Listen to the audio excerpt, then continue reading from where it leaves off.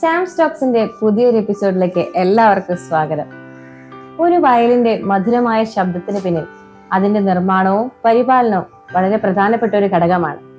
ഈ മേഖലയിൽ 60 വർഷത്തോളമായി പ്രവൃത്തി പരിചയമുള്ള തോമസ് സാറാണ് ഇന്നത്തെ നമ്മുടെ സാം സ്റ്റോക്സിന്റെ അതിഥി. സാം സ്റ്റോക്സിലേക്ക് തോമസ് സാറിനെ സ്വാഗതം ചെയ്യുന്നു.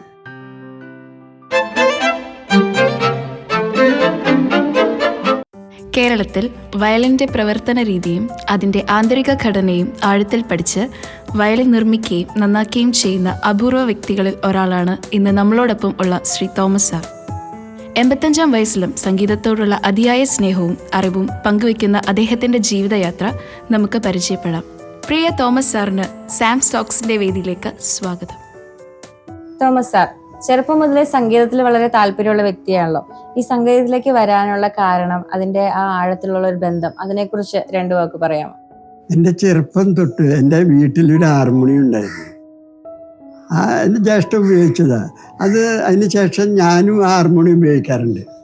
അപ്പം നമ്മുടെ മ്യൂസിക് ഡയറക്ടർ ജോൺസല്ലേ, ജോൺസന്റെ ഒരു ഗുരുനാഥൻ ഉണ്ടായിരുന്നു, VC ജോർജ് എന്നാ പറയാ. അയാള് പിന്നീട് യേശുദാസിന്റെ ഫ്ലൂട്ടിസ്റ്റ് ആയിരുന്നു. ഇപ്പൊ തിരുവനന്തപുരത്ത് പിന്നീട് താമസമായി, അവിടെയൊക്കെ മരണപ്പെട്ടു പോയി. അപ്പൊ ഈ VC ജോർജും ജോൺസണും എൻ്റെ വീട്ടില് വരാറുണ്ടായിരുന്നു.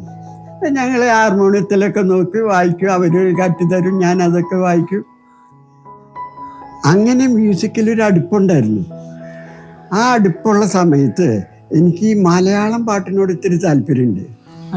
മലയാളം പാട്ട് അന്ന് വിവിധ ഭാരതിലെ 3 പാട്ട് ഉച്ചരിഞ്ഞ് 3 പാട്ടിടും. 3 പാട്ട് ശ്രീലങ്കയിൽ നിന്ന് ഇടും. ശ്രീലങ്ക സ്റ്റേഷൻ, സിലോൺ സ്റ്റേഷൻ എന്ന് പറയാം. അതിലെ 3 പാട്ടുണ്ടാവും. അപ്പൊ 6 പാട്ട് ആകെ മലയാളം കേൾക്കാൻ പറ്റുള്ളൂ. അങ്ങനെ എനിക്ക് ഈ പാട്ട് എങ്ങനെയെങ്കിലും നമുക്കൊന്ന് കേൾക്കണം എന്നൊരു വലിയ ആശ.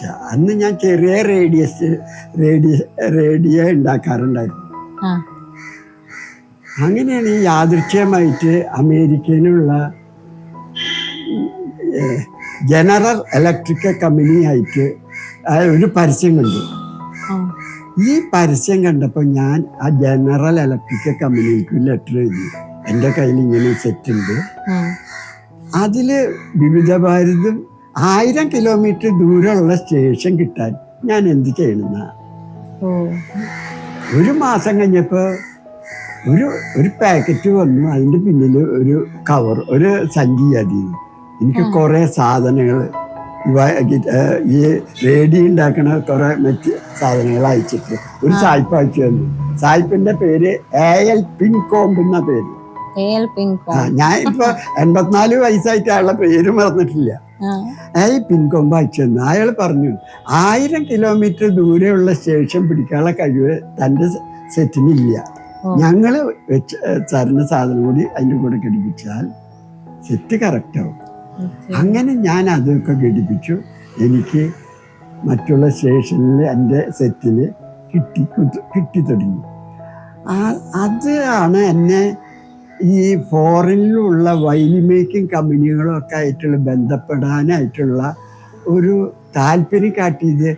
ആ ജനറൽ ഇലക്ട്രിക് കമ്പനി ആയിട്ടുള്ള ബന്ധത്തിൽ നിന്നിട്ടാണ് എനിക്ക് തോന്നിയത്. ഓക്കെ, അപ്പോൾ ചെറുപ്പം മുതലേ സംഗീതത്തിനോട് താല്പര്യമുള്ള ഒരാളാണ്, പാട്ടൊക്കെ കേൾക്കാൻ ഇഷ്ടപ്പെടുന്ന ഒരാളാണ്, റേഡിയോ നിർമ്മിക്കുന്ന ഒരാളാണെന്ന് പറഞ്ഞു. അപ്പോൾ എങ്ങനെയാണ് വയലിൻ എന്നൊരു ഇതിനകത്തേട്ട് വന്നത്? ഇപ്പോൾ വയലിൻ വായിക്കാനാണോ അതോ വയലിൻ നിർമ്മിക്കാനാണോ ആദ്യം പഠിച്ചത്? വയലിനോട് എങ്ങനെയാണ് ഒരു താല്പര്യം വന്നത്? ആദ്യം ഞാൻ വയലിൻ വായിക്കാനാണ് പഠിച്ചത്. അത് പീറ്റർ പോൾ എന്ന് പറഞ്ഞ, ലെസ്ലി പീറ്റർ എന്ന് പറഞ്ഞൊരു സാറ് ഞങ്ങൾ തൃശ്ശൂർ കൊണ്ടുവന്ന് അദ്ദേഹത്തിൻ്റെ അടുത്താണ് ഞാൻ വയലിൻ സ്റ്റാർട്ട് ചെയ്യുന്നത്. വയലിൻ സ്റ്റാർട്ട് ചെയ്തു. ഞാൻ കുറേ ചെറിയ പ്രോഗ്രാമിനൊക്കെ കുറേശ്ശെ വായിച്ചു തുടങ്ങി പോവുകയും ചെയ്തു. അപ്പോൾ വയലിൻ നല്ല വയലിനിസ്റ്റായിട്ട് മദ്രാസിൽ പോയിട്ട് വായിക്കുന്ന അന്നത്തെ മോഹമായിരുന്നു. അങ്ങനെ ആണെങ്കിൽ എനിക്ക് ജന്മനാൽ അതിനുള്ള കഴിവത്തിൽ പോരാ. മെക്കാനിക്കൽ സിസ്റ്റത്തിൽ 5 മണിക്കൂർ പ്രാക്ടീസ് ചെയ്തിട്ടൊക്കെ ഞാൻ കുറേശ്ശെ വായിച്ചു തന്നെ തുടങ്ങി. അപ്പോൾ എൻ്റെ മാഷ് എന്നോട് ചോദിച്ചു, മോനെ നിനക്ക് ഗിറ്റാർ ഉണ്ടാക്കിയോടെ എന്ന് ചോദിച്ചു മാഷ്. ഞാൻ നോക്കിയപ്പോൾ ഗിറ്റാർ ഉണ്ടാക്കാമല്ലോ നമുക്ക്. ഞാൻ ഇപ്പോൾ ഒരു ചെറിയ കട എടുത്തു. അതിൽ ചെറുതായിട്ട് ഗിറ്റാർ പണി ചെയ്തു തുടങ്ങി. ഗിറ്റാർ പണി ചെയ്തപ്പോഴാണ് എനിക്ക് ഗിറ്റാർ ഉണ്ടാക്കാറില്ലല്ലോ. ഗിറ്റാർ ആ ഷേപ്പ് വെട്ടി ഗിറ്റാർ ഉണ്ടാക്കിയെന്നുള്ള. ഗിറ്റാർ ഉണ്ടാക്കണം, നല്ല നിലയിലുണ്ടാക്കണം. ഞാൻ അങ്ങനെ എറണാകുളത്ത് ചെന്നു. എറണാകുളത്ത് പേര് കേട്ടവരൊക്കെ പണി കണ്ടു. അതൊന്നും അത്ര ശരിയല്ലെന്ന് തോന്നി. അങ്ങനെ അത് കഴിഞ്ഞ് വന്ന് ഞാൻ ബാംഗ്ലൂർ പോയി. ബാംഗ്ലൂരത്തെ പണി കണ്ടു. അതും ശരിയല്ല എന്ന് തോന്നി. അത് കഴിഞ്ഞ് മടങ്ങി വന്ന് ഞാൻ കൽക്കട്ട പോയി. കൽക്കട്ട പോയപ്പോൾ അവിടെ വലിയ മ്യൂസിക്കിന്റെ വലിയ സെന്ററാണ്.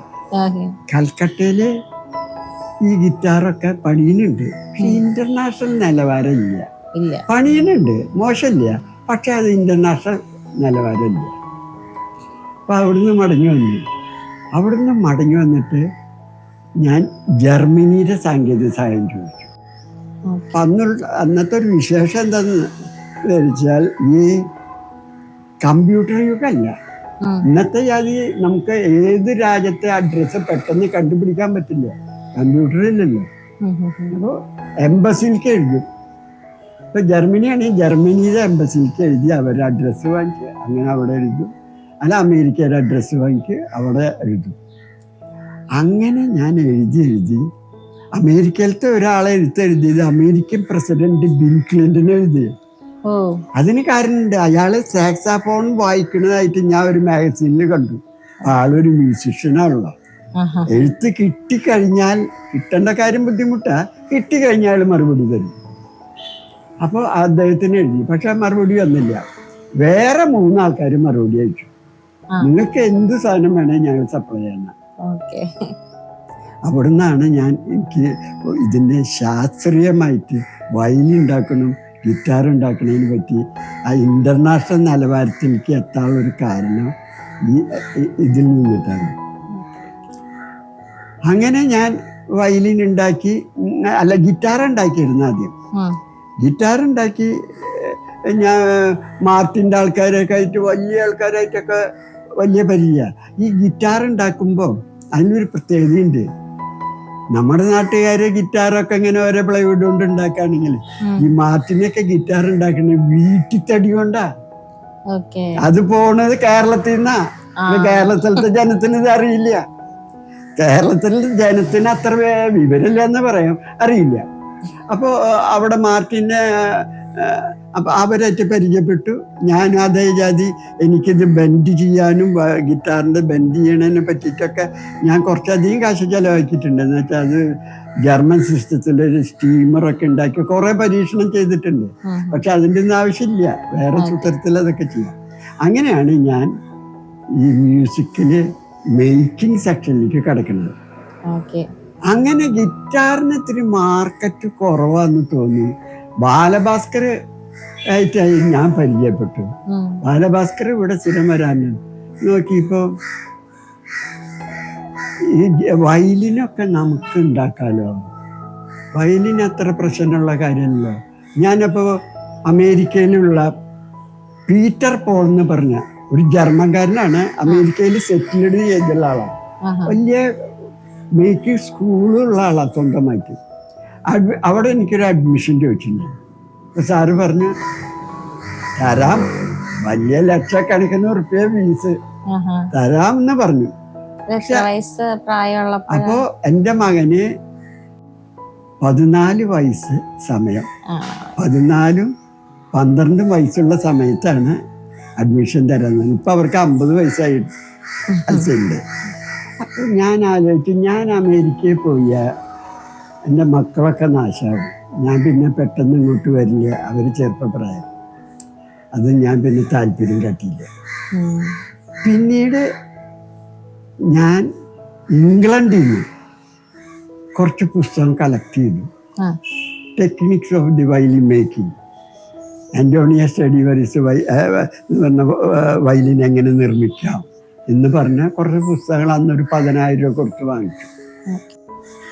അത് കണ്ടപ്പോ മനസ്സിലായി ഇത് വലിയ പ്രശ്നമുള്ള കാര്യമല്ല, നമുക്ക് ഉണ്ടാക്കാം. ഉണ്ടാക്കാം. സായിപ്പിന് മാത്രമല്ലല്ലോ ബുദ്ധി, നമുക്കും ബുദ്ധിയുള്ളവരല്ലേ. നമ്മൾ സായിപ്പിനെ തൊഴുത് നിൽക്കേണ്ട ആവശ്യമില്ല, നമുക്കുണ്ടാക്കാം. അങ്ങനെയാണ് ഞാൻ. അപ്പൊ എങ്ങനെ നമ്മൾ ഉണ്ടാക്കും?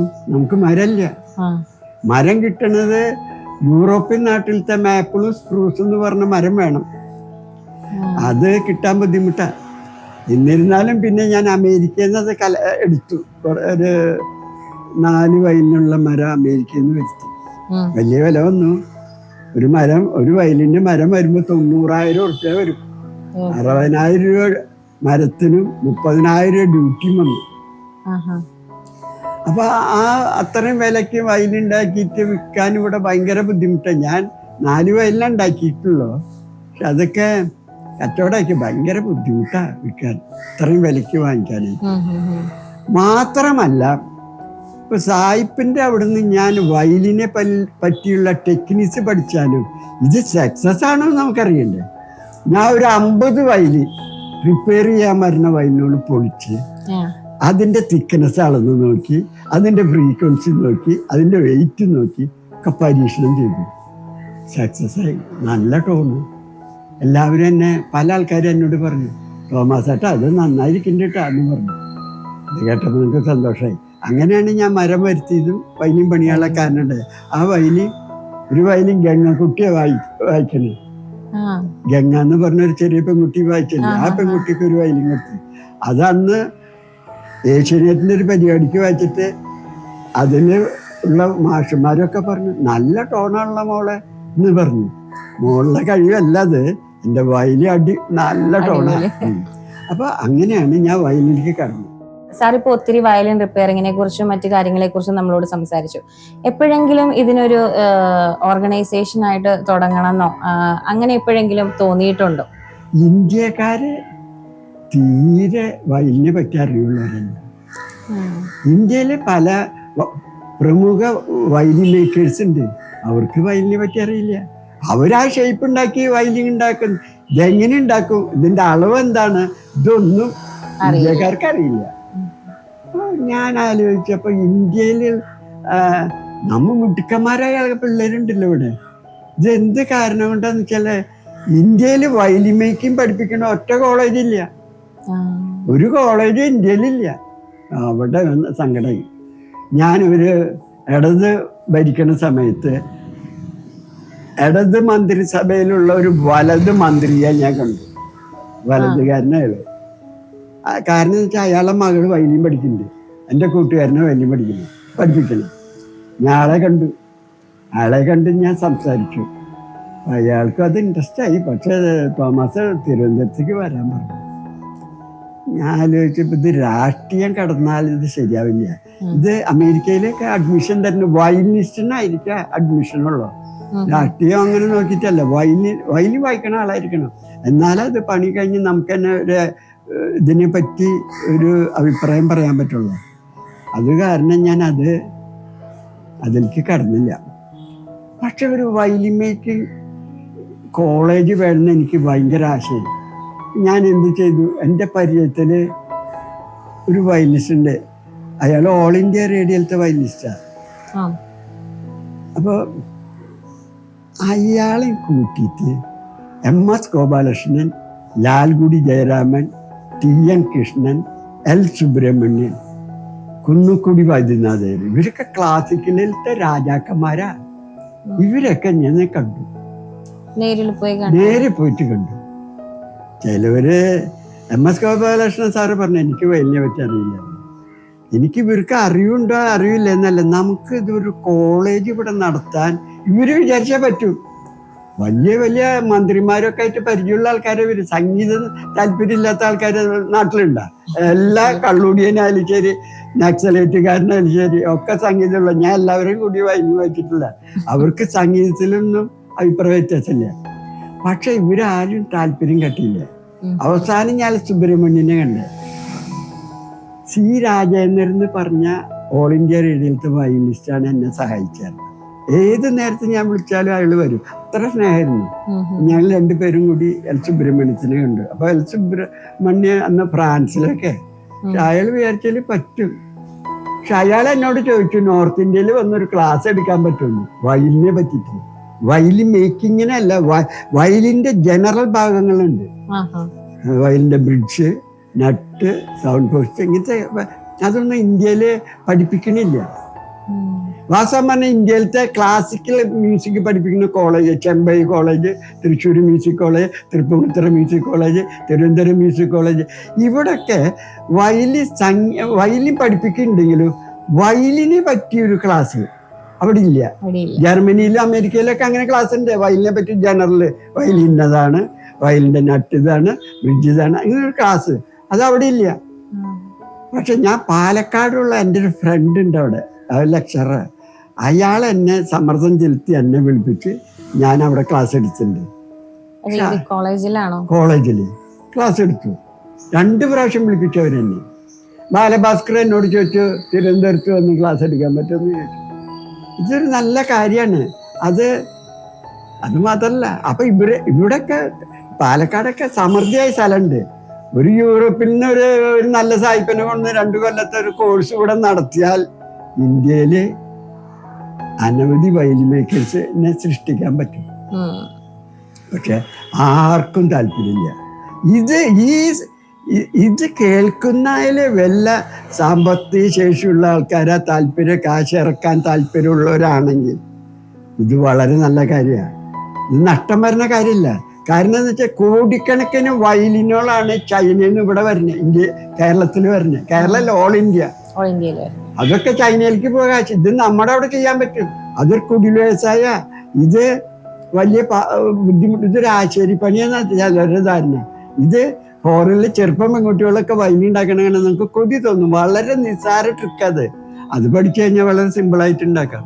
അപ്പൊ ഇത് കേൾക്കുന്ന ആരെങ്കിലും ഉണ്ടെങ്കിൽ അവര് ഇങ്ങനെ ഒരു ഇന്റർനാഷണൽ വയലിൻ മേക്കിംഗ് കോളേജ് ഇന്ത്യയിലാട്ടോ, കേരളത്തിൽ മാത്രമല്ല, ഇന്ത്യയിൽ ഒന്നുമില്ലാത്തതുകൊണ്ട് ഇന്ത്യയിൽ ഒരു കോളേജ് തുടങ്ങിയാൽ നമ്മുടെ നാട്ടിലെ വളരെ പ്രയോജനമായിരിക്കും. വയലിൻ എന്ന് പറയുമ്പോൾ തന്നെ മലയാളികളുടെ മനസ്സിൽ ഓടിയെത്തുന്ന ഒരു മുഖമാണ് ബാലഭാസ്കറിൻ്റെത്. ബാലഭാസ്കറുമായിട്ട് സാറിന് ഉള്ളൊരു ബന്ധം ഒന്ന് പറയാമോ? ബാലഭാസ്കറിനെ ഞാൻ നേരിട്ട് പരിചയമില്ല. ബാലഭാസ്കറിന്റെ ഒരു റിലേറ്റീവ് കൊല്ലത്തുള്ള ഒരു വയലിനിസ്റ്റ് ബാലഭാസ്കറിനെ പരിചയപ്പെടുത്തി. ഇങ്ങനെ തൃശ്ശൂർ തോമസ് എന്ന് പറഞ്ഞ ഒരാളുണ്ട്, ആളൊന്ന് പരിചയപ്പെട്ടെന്ന് പറഞ്ഞു. ഒരു ദിവസം ഉച്ച നേരത്ത് ഒരു ഫോൺ വിളി വന്നു. കൊല്ലത്തുള്ള ഒരാൾ വിളിച്ച് പറഞ്ഞു, ബാലഭാസ്കർ വീടിന്റെ മുമ്പിൽ കാറിട്ട് നിൽക്കുന്നുണ്ട്, തോമസ് എണ്ണ അവിടേക്കൊന്ന് ചെല്ലാൻ പറ്റുമെന്ന് ചോദിച്ചു. അങ്ങനെ ഞാൻ എൻ്റെ പീഡിയയിൽ ഇരിക്കുന്ന നേരത്തെ ഫോൺ വന്നു. അവിടുന്ന് ഞാൻ വന്നു. ബാലഭാസ്കർ ആ പടിയിൽ അവിടെ നിൽക്കുന്നു. അങ്ങനെയാണ് ബാലഭാസ്കറായിട്ട് പരിചയപ്പെട്ടത്. പിന്നെ ബാലഭാസ്കർക്ക് എന്നെ ഭയങ്കര ഇഷ്ടമായി. ഇവിടെ 10-15 വയലിൻ ഞാൻ ശരിയാക്കിൻ്റെ ആളും എപ്പോഴും വരുമ്പോ ഇവിടെ വരും. എന്ന് വരും. രാത്രി 11 മണിക്കാ പോവാ. അങ്ങനെയാണ് ആള്. ഭയങ്കര പരിചയം. ഭാര്യയും വരും. ആ ഒരു കുട്ടി ഉണ്ടായിരുന്നു, ആ കുട്ടിയും വരും, വെച്ച കുട്ടിയും, ആ കുട്ടിയും വരും. അങ്ങനെ ബാലഭാസ്കറായിട്ട് ഭയങ്കര പരിചയം. അനവധി ഇലക്ട്രിക് വയലിൻ ആളുടെ കയ്യിലുണ്ടായിരുന്നു. ഇതൊക്കെ ഞാൻ ശരിയാക്കിയിട്ടുണ്ട്. അത് ചെറിയ ചെറിയ കാര്യങ്ങൾ കേട്ടോ, വലിയ പണിയുള്ളതല്ല, ചെറിയ ചെറിയ. അപ്പൊ അങ്ങനെയാണ് ബാലഭാസ്കറായിട്ട് എനിക്ക് പരിചയം. ഇപ്പൊ നമ്മുടെ സ്വദേശം തൃശ്ശൂർ തന്നെയാണല്ലോ. മലയാളികളുടെ പ്രിയപ്പെട്ട ജോൺസൺ മാഷും അതുപോലെ ഔസേപ്പച്ചൻ സാറും ഒക്കെ ഇവിടെ അടുത്തുള്ളവര് തന്നെയാണ്. അപ്പൊ അവരുമായിട്ടുള്ള ഒരു ബന്ധം എങ്ങനെയാണ്? ജോൺസൺ എന്റെ വീടിന്റെ അടുത്തുള്ള ആളാണല്ലോ. ചെറിയ 15-14 വയസ്സുള്ള. അപ്പൊ അവന് ഞാനായിട്ട് ഭയങ്കര സ്നേഹമുള്ള ആളാണ്. ഞങ്ങള് ക്രിസ്മസ് പാട്ടിന് വേണ്ടിയിട്ട് ഒരു പാട്ട് പാടാനൊക്കെ ജോൺസൺ വരും. ജോബായി എന്ന് പറഞ്ഞ ഗടം വായിക്കുന്ന ഒരാളുണ്ട്. ജോബായി എന്ന് പറഞ്ഞാൽ ജാസ് വായിക്കണതിൽ കേരളത്തിലെ ഏറ്റവും പേരുള്ള ആളാ, തിരുവനന്തപുരത്ത്. അപ്പൊ അയാളും വരും. അപ്പൊ അവരൊക്കെ ആയിട്ട് ഭയങ്കര പരിചയമാണ്. ഞാൻ എൻ്റെ മാരേജിന് ജോൺസനെ ക്ഷണിക്കാൻ മറന്നുപോയിട്ട് ജോൺസൺ ഓടി വന്ന ആളാ. അത്ര സ്നേഹ. മാത്രമല്ല മദ്രാസിലേക്ക് പോകണമെങ്കിൽ ജോൺസന് വയലില്ല. ഞാനാണ് 150 രൂപയ്ക്ക് ഒരു ജർമ്മൻ വയലിൻ സെക്കൻഡ് ഹാൻഡ് പൊട്ടിപ്പൊളിഞ്ഞതാ, എന്നാലും ഞാനാ കൊടുത്തു വിട്ടേ മദ്രാസിൽ പോകുമ്പോ. ഭയങ്കര സ്നേഹ ജോൺസനായിട്ട്. ഔസേപ്പച്ചൻ അങ്ങനെയല്ല. ഔസേപ്പച്ചൻ ഒല്ലൂരെന്ന് പറഞ്ഞ സ്ഥലത്താ വീട്.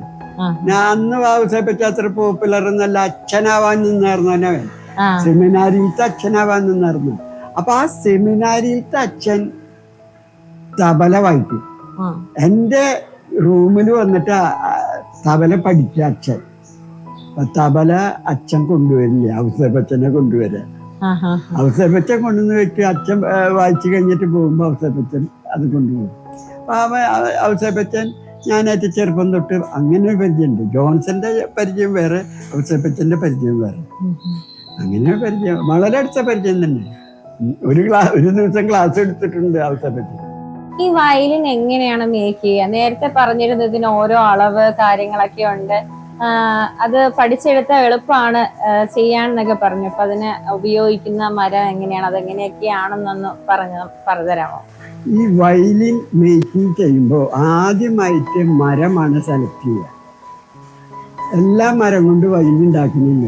വയലിൻ ഏത് മരം കൊണ്ട് ഉണ്ടാക്കാം, പക്ഷെ നല്ല വയലിൻ ഉണ്ടാക്കുമ്പോൾ എല്ലാ മരം കൊണ്ടും ഉപയോഗിക്കില്ല. മാപ്പിള് ആൻഡ് സ്പ്രൂസ്, ഈ 2 മരമാണ് മെയിനായിട്ട് ഉപയോഗിക്കുക. അത് ഇപ്പൊ കാനഡയിൽ നിന്നുള്ള മരം ഉപയോഗിക്കില്ല. യൂറോപ്യൻ നാട്ടിലുണ്ടാക്കുന്ന മരമാണ് അത് ഉപയോഗിക്കുന്നത്. റഷ്യയിലത്തെ, ഇറ്റലി, അങ്ങനെയുള്ള നാട്ടിലത്തെ മരങ്ങളാണ് ഉപയോഗിക്കുന്നത്. അപ്പൊ ആ മരം എടുത്തു കഴിഞ്ഞാൽ ആ മരം ഇങ്ങനെ തട്ടി നോക്കിയാൽ നല്ല ഷാർപ്പ് ശബ്ദം, നല്ല ഡെൻസിറ്റി ഉള്ള മരം മാത്രമേ സെലക്ട് ചെയ്യാൻ പാടുള്ളൂ. അങ്ങനെ സെലക്ട് ചെയ്ത് കഴിഞ്ഞാൽ അത് വയലിൻ്റെ ഷേപ്പ് വെട്ടി അത് കനം കുറച്ച് കഴിഞ്ഞാൽ അതിന് ഓരോ പോർഷനിലും ഇത്ര തിക്കനെസ് വേണമെന്ന് നിയമമുണ്ട്. ആ തിക്കനെസ്സിൽ പണിതിട്ട് അത് തട്ടി നോക്കിയാൽ അതിന് പ്രത്യേക ഫ്രീക്വൻസി ഉണ്ട്, ശബ്ദം. ആ ശബ്ദത്തിലായി കിട്ടണം, വെയിറ്റും കറക്റ്റായിട്ട് കിട്ടണം. ഇതാണ് വയലിനിൽ ഉണ്ടാക്കുന്ന ഏറ്റവും പ്രധാനപ്പെട്ട കാര്യം. പിന്നെ വയലിൻ്റെ നീട്ടം, വയലിൻ്റെ ബോഡിയുടെ നീട്ടം, നെക്കിൻ്റെ ലെങ്ത്ത്, ഇങ്ങനെയുള്ള കാര്യങ്ങളും ശ്രദ്ധിക്കേണ്ട കാര്യങ്ങളുണ്ട്. പിന്നെ അതൊക്കെ കഴിഞ്ഞ് വയലിൻ ഉണ്ടാക്കി കഴിഞ്ഞാൽ നല്ല വയലിന് ഇമ്പോർട്ടഡ് ഗ്ലൂ ഉണ്ട്. ആ ഗ്ലൂ കൊണ്ട് ഉപയോഗിക്കണ്ടേ. നമ്മുടെ നാട്ടിൽ ഇത്തിരി ബുദ്ധിമുട്ടുണ്ട് അത്, എന്നാലും ആ ഗ്ലൂ ആണ് ഉപയോഗിക്കുന്നത്. അത് പൊളിക്കാൻ ഇത്തിരി സൗകര്യമുണ്ട്, പണി കഴിഞ്ഞാല് കുഴപ്പമില്ല. അപ്പൊ ആ ഗ്ലൂ ഉപയോഗിക്കണം. മാത്രമല്ല ഇതിന്റെ പോളിഷ് ഒരു പ്രത്യേക പോളിഷാണ്, ഇന്ത്യയിൽ കിട്ടില്ല, നമ്മൾ ഉണ്ടാക്കേണ്ട വരും. അറിവാളിയാണെങ്കിൽ ഉണ്ടാക്കും. അതിന്റെ ഒരു ജാതി മെറ്റലൊക്കെ, ഒരു ജാതി കല്ലിയാതി ഒരു ഇതൊക്കെ ഉണ്ട്, അതൊക്കെ വാങ്ങിച്ച് പൊടിച്ച് സ്പിരിറ്റിൽ അതുണ്ടാക്കും. അത് ബ്രഷൊക്കെ അടിക്കുക ചെയ്യുക വയലിൻ. അങ്ങനെയാണ്. അല്ലാണ്ട് നമ്മൾ ഈ കാറിനടിക്കാൻ അത് അടിച്ചിട്ട് ഇപ്പൊ വരുന്നത്. ഇപ്പൊ നമ്മുടെ നാട്ടിൽ വരുന്ന പോളിഷൊക്കെ കാറിനടിക്കണ ജാതി പോളിഷ് അടിക്കുമ്പോൾ അതൊക്കെ ഒരു പ്ലാസ്റ്റിക്കിന്റെ കോട്ടിങ് ജാതിയ വയലിന്ന് നിൽക്കാം, ശബ്ദം അടഞ്ഞു പോകും. ശരിക്കും പറഞ്ഞാൽ ഒട്ടിപ്പിടിക്കുന്ന വസ്തു ഒന്നും അതിന് കയറ്റാൻ പാടില്ല. ബോഡി കംപ്ലീറ്റ് വൈബ്രേറ്റ് ചെയ്തുകൊണ്ടിരിക്കും വായിക്കണ നേരത്തെ. ഒരു സ്ഥലത്തും ഒന്നും ചെയ്യാൻ പാടില്ല. ചെയ്ത് കഴിഞ്ഞാൽ അത്രത്തോളം ശബ്ദം നഷ്ടപ്പെടും. ഇങ്ങനെ വയലിൻ മേക്ക് ചെയ്യുക. കേരളത്തിൽ ഒത്തിരി പ്രഗത്ഭരായ വ്യക്തികളുടെ വയലിനൊക്കെ റിപ്പയർ ചെയ്ത ആളാണല്ലോ. ഇപ്പോ ഈ അടുത്തായിട്ട് കേരളത്തിനകത്തുനിന്ന് പുറത്തുനിന്ന് ഒത്തിരി ആളുകൾ വരുന്നുണ്ടെന്ന് പറഞ്ഞു. അതിന്റെ ഒരു അനുഭവം പങ്കുവയ്ക്കാം. എൻ്റെ അവിടെ കേരളത്തിലെ എല്ലാ ഫേമസ് വയലിനിസ്റ്റുകളും കുറെ അധികം വയലിനിസ്റ്റുകളും ഇവിടെ വരാറുണ്ട്. TH സുബ്രഹ്മണ്യൻ, TH ലളിത, C രാജേന്ദ്രൻ, അനുരൂപ്, ഗോകുൽദാസ്,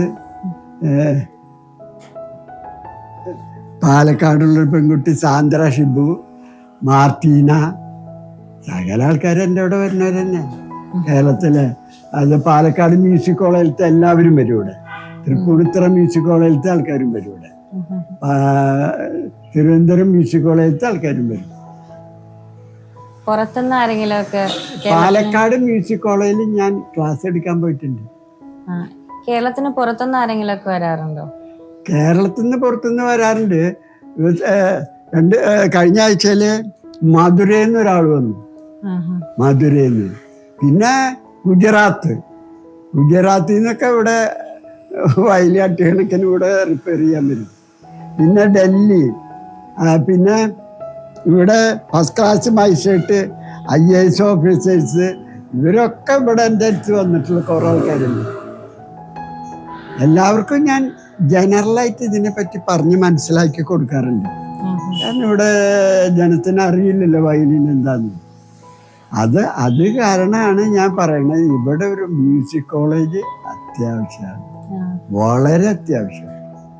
മാത്രമല്ല ഇവിടുത്തെ ക്ലാസിക്കൽ മ്യൂസിക്കിൽ പഠിപ്പിക്കുന്ന കോളേജുകളുണ്ടല്ലോ. ഇപ്പോൾ Palakkad music college, Tripunithura music college, ഇവിടെയൊക്കെ ഉള്ള ടീച്ചേഴ്സിന് ഒരു ക്ലാസ് കൊടുക്കേണ്ട ആവശ്യമുണ്ട് വയലിനെ പറ്റി.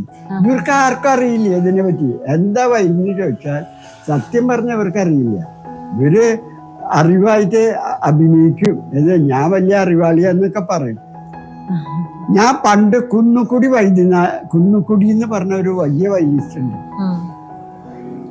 അപ്പൊ അയാളെ ഞാൻ കാണാനായിട്ട് ഒരു പ്രാവശ്യം ചെന്നു. കാണാൻ ചെന്നപ്പോ അയാള് ഇങ്ങനെ സംസാരിച്ചപ്പോ ഞാൻ അയാളോട് ചോദിച്ചു, നിങ്ങൾക്ക് ഫുൾ സൈസ് വയലിൻ കണ്ട തെരിയുമാന്ന് ചോദിച്ചു. അത് തെരിയെന്ന് പറഞ്ഞു. എപ്പോഴേ തെരിയാന്ന് ചോദിച്ചു. അത് കണ്ടാ തെരിയെന്ന് പറഞ്ഞു. അതിന്റെ മെഷർ തെരിയുമാന്ന് ചോദിച്ചു. മെഷർ അറിയില്ല. ഫുൾ സൈസ് വയലിൻ 7/8 എന്ന് പറഞ്ഞിട്ടൊരു വയലിനുണ്ട്. ഇത് രണ്ടും കണ്ടാൽ പെട്ടെന്ന് അറിയില്ല. ഇപ്പൊ ഞാൻ എറണാകുളത്തുനിന്ന് ഒരു ഫേമസ് വയലിനിസ്റ്റ് പറഞ്ഞിട്ട് അയാളുടെ സ്റ്റുഡൻറ് ഇവിടെ വന്നിട്ടുണ്ടായിരുന്നു. അയാൾ കൊണ്ടുവന്ന 7/8 അയാൾക്ക് അറിയില്ല.